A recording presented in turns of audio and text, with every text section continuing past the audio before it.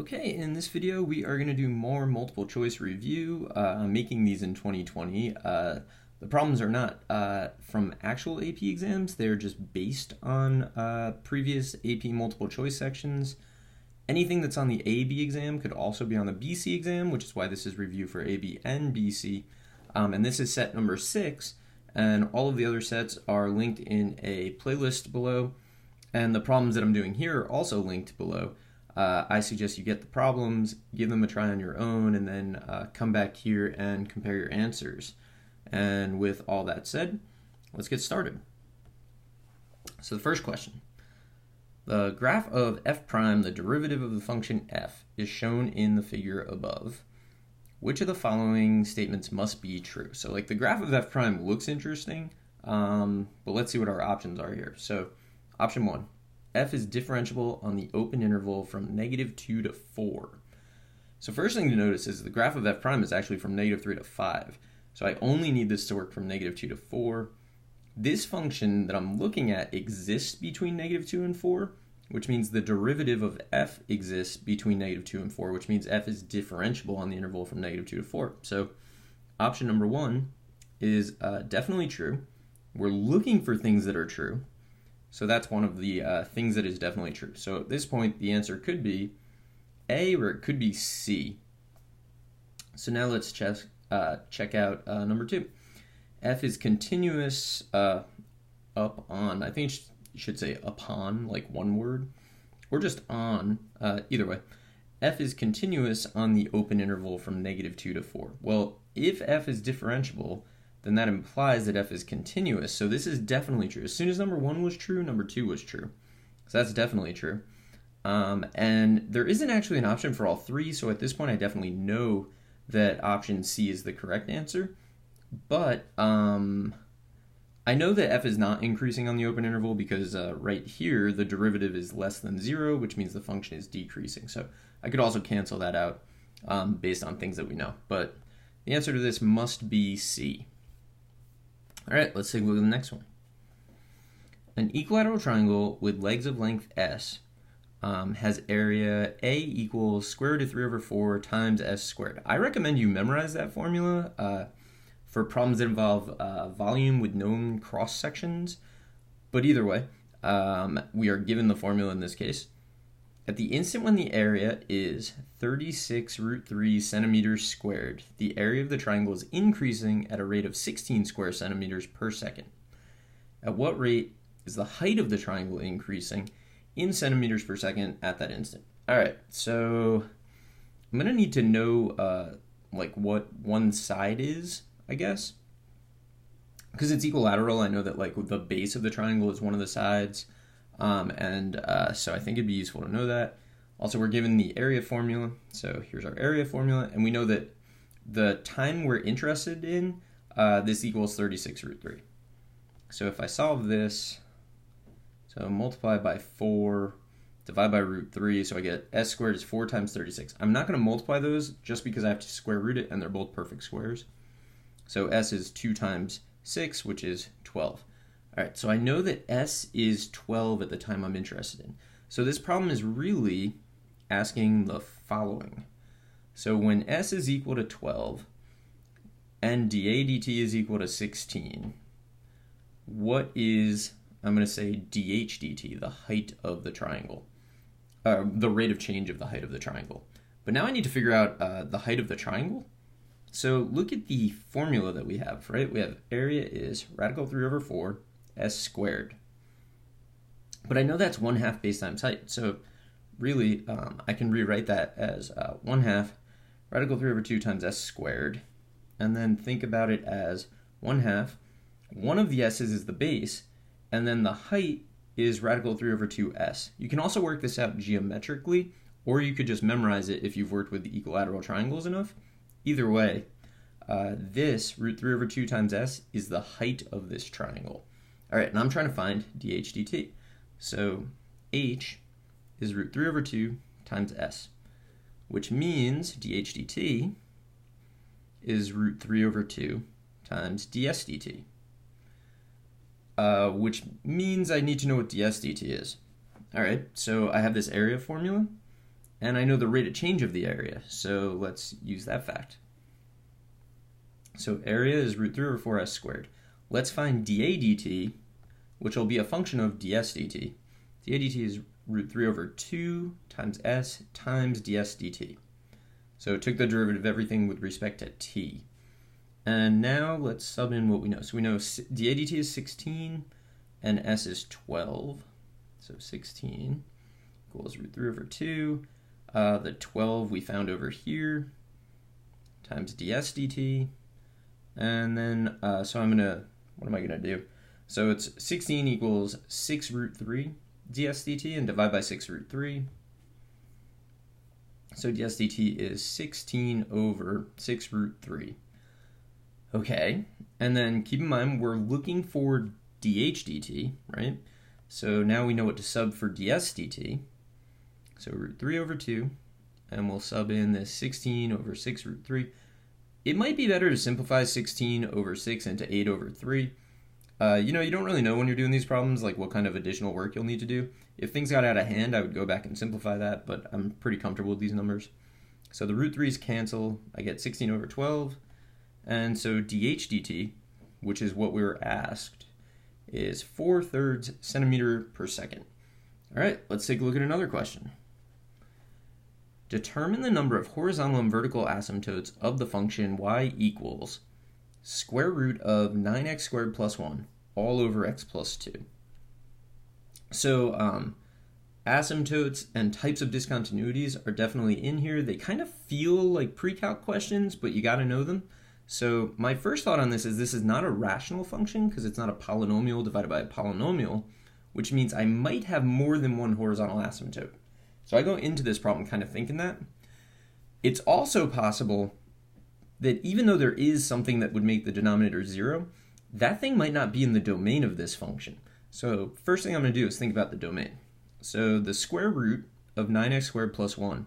9x squared plus 1 is always positive, which means the radical isn't limiting the domain.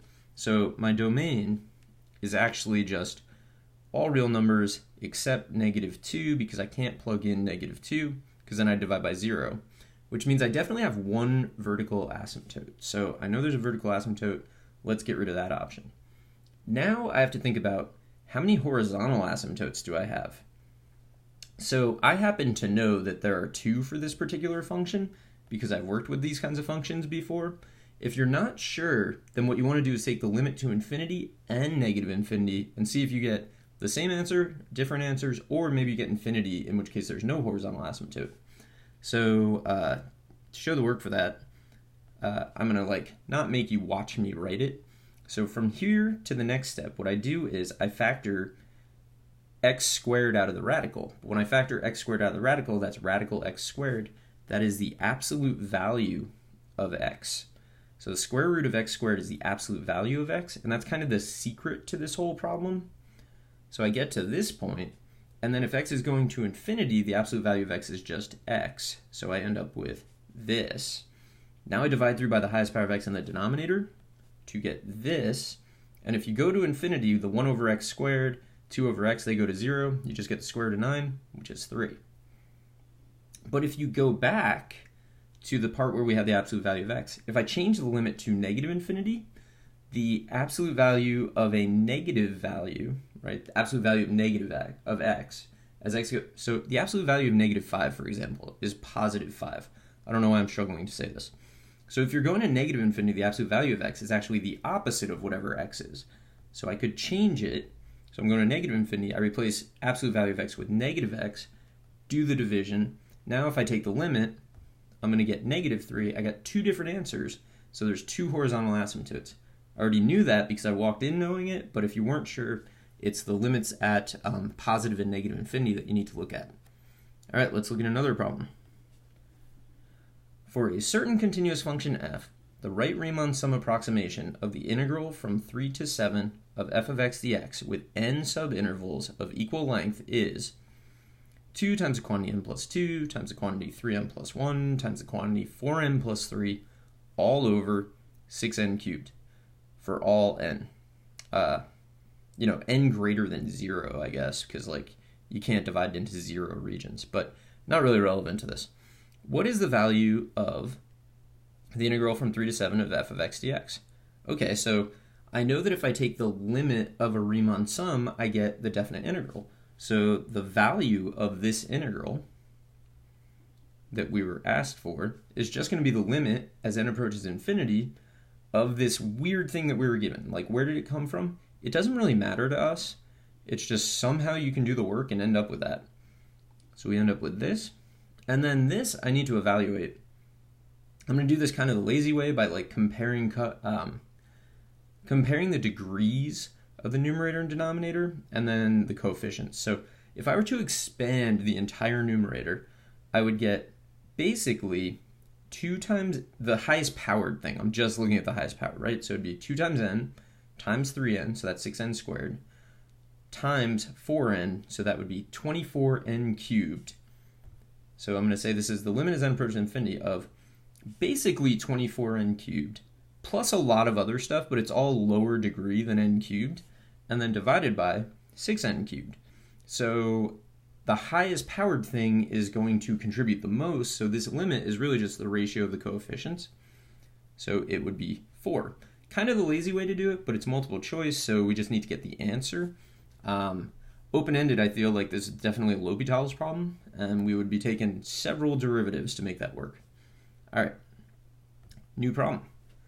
Let f be the function defined by f of x equals 3x over 1 plus x squared. What is the average value of f on the interval from 1 to 5?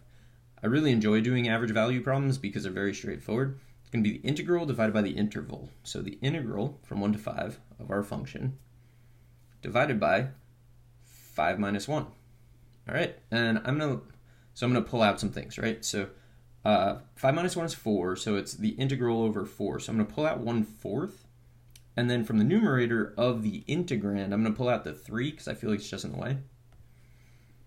And that'll leave me with this integral to worry about.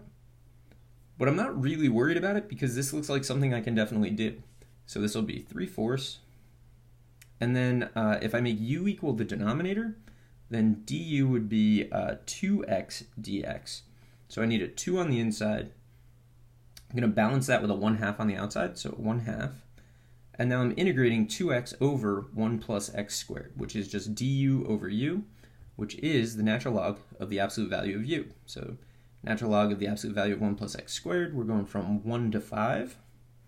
So this is 3/8 natural log of 1 plus 25, so natural log of 26, minus natural log of 1 plus 1, so 2.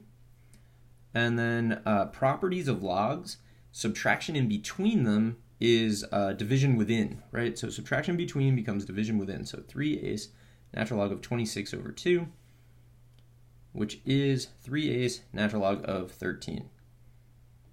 And that's the average value. Okay, let's take a look at a new one. The positive variables m and r change with respect to time t. Okay, so this is probably a related rates question. The relationship between m and r is given by the equation 1/4 m cubed equals square root of 13 minus r squared. Okay, at the instant when dm dt is equal to 5/6 and r is equal to 3, what is the value of dr dt? All right, so let's get a dr dt type thing going on, right? So derivative of everything with respect to t. So when I remember to, I like to write this step because it prevents me from forgetting the derivative of a constant is 0, which I forget sometimes. Most of the time I don't. All right, so on the left-hand side, the derivative of 1/4 m cubed with respect to t is 3/4 m squared times dm dt. Okay, and then on the right side, we're going to get 1/2 the quantity 13 minus r squared to the negative 1/2 times negative 2r by the chain rule times dr dt, also by the chain rule. Okay, so we need to be able to substitute into this. So I know dm dt, that's good. I know r. I'm looking for dr dt. The thing I don't know is m, so I'm going to have to solve for m. So let's go back to the original equation.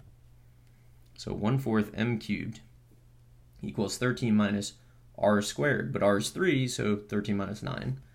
So this is 1/4 m cubed equals square root of 4, which is 2. So m cubed is 8, which means that m is definitely 2. All right, so now I got everything I can plug in. So let's plug in. Here we go. So 3/4, 2 squared is 4, dm dt is given as 5/6, equals 1/2. 13 minus 9 is 4, so 4 to the negative 1/2. And then r is 3, and we're looking for dr dt. And if we simplify, we get 5/2 equals negative 3/2 dr dt. The reason we get that is negative 6 divided by 2 is negative 3, and then the square root of 4 is 2, but to the negative 1/2 is 1/2. So we're there. Solve for dr dt. We get negative 5/3, and we solved it. All right, let's look at the next problem.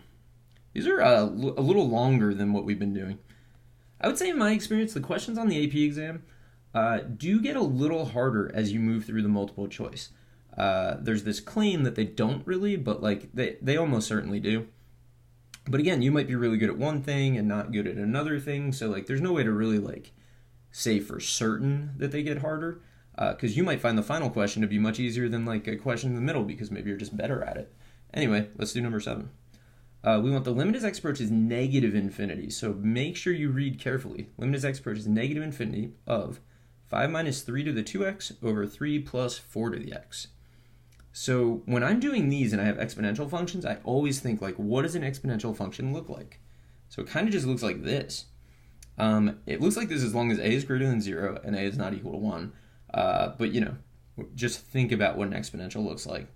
If you go to negative infinity, we have a horizontal asymptote at 0, right? So that means that this limit, 5 doesn't have an x, 3 doesn't have an x. Both the exponentials are going to go to 0, so we actually just get 5/3, and that's the answer. So make sure you are paying attention to if you're going to positive infinity or negative infinity. Very different answers.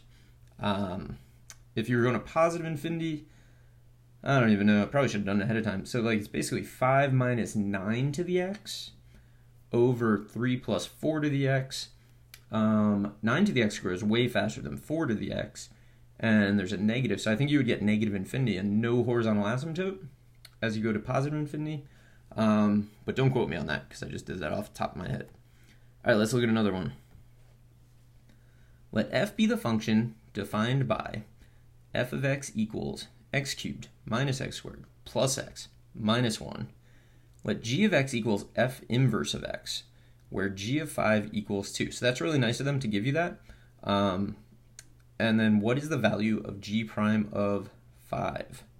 All right, g prime of 5. So the way that I like to think about these, f of x and g of x are inverses. I know that 5, 2 is a point on g of x because I was given that point. If 5, 2 is a point on g of x, then I know that 2, 5 is a point on f of x. I also know that g prime of 5 will be 1 over f prime of 2 because I've been studying for the AP exam and I just remember that. So I don't have to work it out. I have it, you know, in my working memory or my long-term memory. Both of them really at this point. Okay, let's find f prime of 2. So f prime of x, just power rule. So 3x squared minus 2x plus 1. So f prime of 2 is going to be 12 minus 4 plus 1. A plus 1 is 9. And so g prime of 5 is 1 over the answer we just got. So 1 over 9. All right. Let's take a look at another one. Find the solution to the differential equation dy dx equals 4xy over x squared minus 1, whose graph contains the point 0, 3. All right, so this is going to be a separable differential equation. So I'm going to bring over the y and leave everything else. If I can do that, that's what I always will do. So I bring over the y, bring over the dx, separated. Now let's integrate. Left-hand side, definitely natural log absolute value of y. That's a very common thing to get on these problems. The right-hand side, almost perfect, right? So if I make u equal x squared minus 1, then du is 2x dx. So there's an extra 2. So I'm going to factor that out. And I'll get 2 times the natural log of the absolute value of x squared minus 1. So 2 natural log absolute value x squared minus 1 plus c. So c goes on the side with the independent variable. And if you're going to have to exponentiate to solve for y, wait to solve for c. So I have to exponentiate because y is inside a natural log. So I'm going to wait to solve for c. So y is equal to c e to all of this stuff. So there's plenty of videos of me explaining my reasoning and doing examples. I always exponentiate, bring c down as a new constant, and drop the absolute value on y at the same step. It's just a little easier, and it's always going to happen. So I'm going to use properties of logs on this. So coefficients become exponents. So I have this, and then e to the natural log of blah is just blah because they're inverses. So c times the absolute value of x squared minus 1 quantity squared. I'm going to solve for c at this point. So I know 0, 3. So 3 is equal to c times basically just 1 squared, which is 1. And so c is 3. So y is equal to 3 absolute value of x squared minus 1 quantity squared. So the absolute value and the squaring are basically doing the same thing. So I can drop the absolute value signs, but what is the domain of this? So let's look at the original differential equation. So it has x squared minus 1 in the denominator.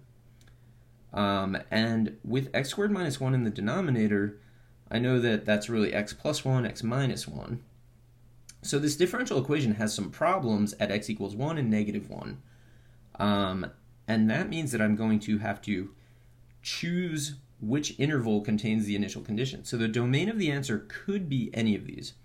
It could be x is less than negative 1, or it could be x is between negative 1 and 1, or it could be that x is greater than 1. Look at the initial condition. It has x equals 0. 0 is between negative 1 and 1, so that's going to be our domain. So this is going to be our answer. The domain always slows down the explanation a little bit. And honestly, they don't always ask about it, but on multiple choice, you can often use the range of the solution. Like the initial condition goes through a particular point. You can use that fact and that the x value must be in the domain. You can often use those to eliminate all of the answer choices except for the correct answer. So I definitely recommend you take a look at the answer choices and see if that's happening. All right, let's do one more problem. What is the total area of the regions between the curves y equals 3x squared minus 6x and y equals 6x from x equals 2 to x equals 5? All right, so this could be more complicated than I'm thinking. It should just be, well, you want it to just be the integral from 2 to 5 of top, takeaway, bottom, but a quadratic and a linear can actually switch. So let's see what happens. Let's find out where they intersect. So 3x squared minus 6x equals 6x. That's convenient. So 3x squared minus 12x equals 0. We can factor that. Take 3x out. Get x minus 4. And look at that. So they intersect at x equals 0 and at x equals 4. 4 is in between 2 and 5, which means they change top and bottom on this interval. So let's see if we can figure out what's going on. So between 2 and 5. All right, so at x equals 2, if I sub into the quadratic, I get 3 times 4 is 12 minus 12. I actually just get 0. If I sub into the linear, I get 2 times 6, which is 12. Okay. At x equals 4, which is the intersection point, I'm going to sub into the linear and get 24. That's above 12, so I'm going to put it up here. So right there. So I know the linear, which was the higher point, and I know the quadratic. So let's just kind of sketch. There's my quadratic. There's my linear. You can see they definitely switch. And then I'm just going to stop kind of arbitrarily at 5. So the regions are this region, where the line's on top, and the second region, where the quadratic is on top. So we're going to do 2 separate integrals, add the answers. So we're going from 2 to 4. The linear function's on top, so 6x, minus the quadratic, 3x squared minus 6x with respect to x, plus from 4 to 5, where the quadratic's on top. So this, and then subtract 6x. And dx. And now we just have to do some definite integrals. So let's simplify our integrands. So here we'll get negative 3x squared plus 12x dx plus 4 to 5. This will give me 3x squared minus 12x. And I was expecting them to like be the same integrand but opposite signs. Kind of makes sense. Okay. So just integrating the first one from 2 to 4. Plugging in 4, I get negative 64 plus 96 minus the quantity, negative 8 plus 24. So that's 32 minus 16, which is 16. All right, so the first integral gives me 16. Let's do the same thing here. Feels like there should be a more clever way to do this, but I don't know. The direct way is going to get it. So here we get 125 minus 150 from plugging in 5, and then minus 64 minus 96, which gives me negative 25 plus 32, which is 7. And then I want to take these and add them together. So the final answer for this is 16 plus 7, which is 23. All right, that's 10, I think, pretty good questions. I hope you found this helpful, and good luck.